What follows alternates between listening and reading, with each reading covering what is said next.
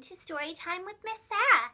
Now that it's getting nicer outside, we can do lots of fun things in nature. Maybe soon we can even pick blueberries like our friend Sal in Blueberries for Sal by Robert McCloskey. One day, little Sal went with her mother to Blueberry Hill to pick blueberries.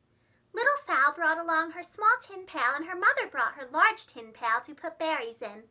"We will take our berries home and can them," said her mother. "Then we will have food for the winter."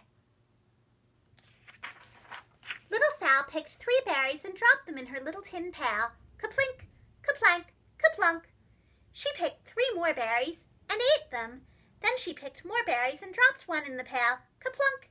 And the rest she ate. Then little Sal ate all 4 blueberries out of her pail.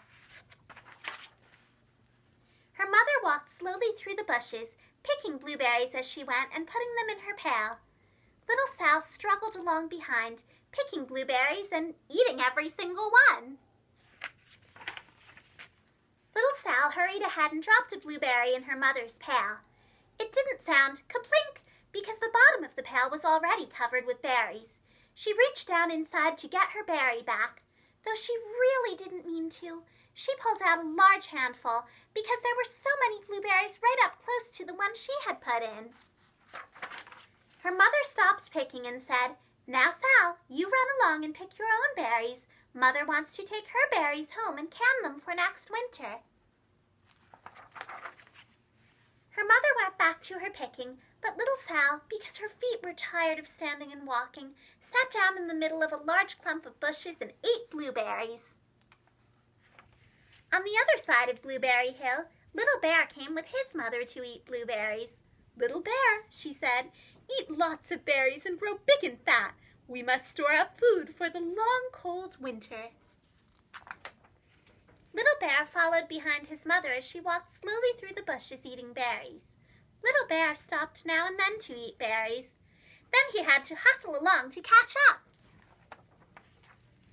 Because his feet were tired of hustling, he picked out a large clump of bushes and sat down right in the middle and ate blueberries. Over on the other side of the hill, little Sal ate all of the berries she could reach from where she was sitting. Then she started out to find her mother.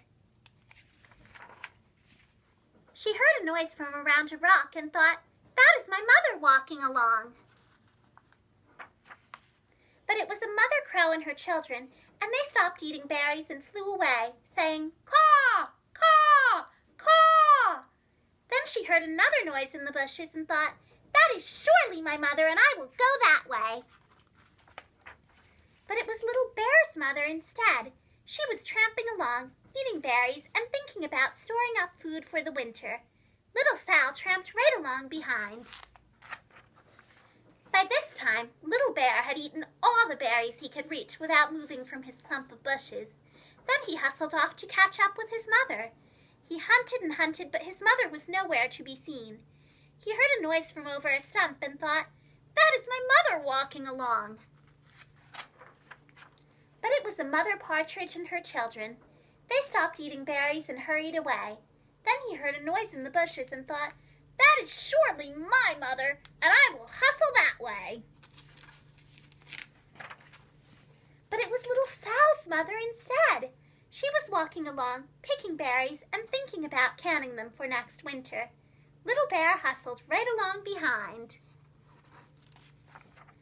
Little Bear and Little Sal's mother and Little Sal and Little Bear's mother were all mixed up with each other among the blueberries on Blueberry Hill. Little Bear's mother heard Sal walking along behind and thought it was Little Bear, and she said, "Little Bear, munch, munch, eat all you can possibly hold. Swallow." Little Sal said nothing. She picked 3 berries and dropped them, ka-plink, ka-plank, ka-plunk, in her small tin pail. Little Bear's mother turned around to see what on earth could make a noise like ka-plunk. "Garumph!" she cried, choking on a mouthful of berries. "This is not my child. Where is Little Bear?" She took one good look and backed away. She was old enough to be shy of people, even a very small person like Little Sal. Then she turned around and walked off very fast to hunt for Little Bear. Little Sal's mother heard Little Bear tramping along behind and thought it was Little Sal. She kept right on picking and thinking about canning blueberries for next winter. Little Bear padded up and peeked into her pail. Of course, he only wanted to taste a few of what was inside, but there were so many and they were so close together that he tasted a tremendous mouthful by mistake. "Now, Sal," said little Sal's mother without turning around, "you run along and pick your own berries. Mother wants to can these for next winter." Little Bear tasted another tremendous mouthful and almost spilled the entire pail of blueberries. Little Sal's mother turned around and gasped, "My goodness, you are not little Sal! Where is my child?" Little Bear just sat munching and swallowing and licking his lips. Little Sal's mother slowly backed away. She was old enough to be shy of bears, even very small bears like Little Bear. Then she turned and walked away quickly to look for little Sal. She hadn't gone very far before she heard a kaplink, kaplank, kaplunk. She knew just what made that kind of a sound. Little Bear's mother had not hunted very long before she heard a hustling sound that stopped now and then to munch and swallow. She knew just what made that kind of a noise. Little Bear and his mother went home down one side of Blueberry Hill, eating blueberries all the way and full of food stored up for next winter. And little Sal and her mother went down the other side of Blueberry Hill, picking berries all the way, and drove home with food to can for next winter, a whole pail of blueberries and 3 more besides. Thank you for listening. Goodbye.